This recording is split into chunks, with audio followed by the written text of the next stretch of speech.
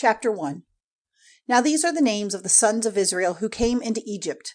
Every man and his family came with Jacob: Reuben, Simeon, Levi, and Judah, Issachar, Zebulun, and Benjamin, Dan and Naphtali, Gad, and Asher.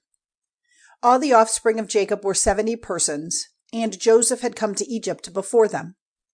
Then Joseph came to his end, and all his brothers, and all that generation. And the children of Israel were fertile, increasing very greatly in numbers and in power, and the land was full of them. Now a new king came to power in Egypt, who had no knowledge of Joseph.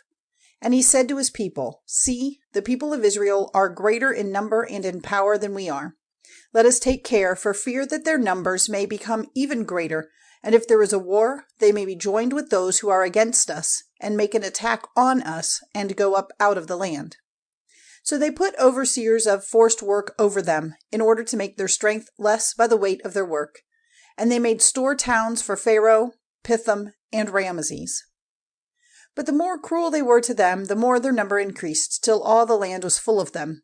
And the children of Israel were hated by the Egyptians.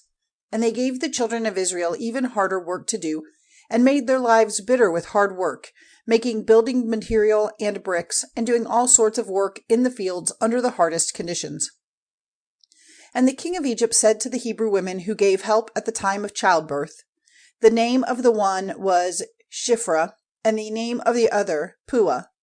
When you are looking after the Hebrew women in childbirth, if it is a son, you are to put him to death, but if it is a daughter, she may go on living. But the women had the fear of God, and did not do as the king of Egypt said, but let the male children go on living. And the king of Egypt sent for the women, and said to them, Why have you done this, and let the male children go on living? And they said to Pharaoh, Because the Hebrew women are not like the Egyptian women, for they are strong, and the birth takes place before we come to them. And the blessing of God was on these women, and the people were increased in number, and became very strong. And because the women who took care of the Hebrew mothers had the fear of God, he gave them families.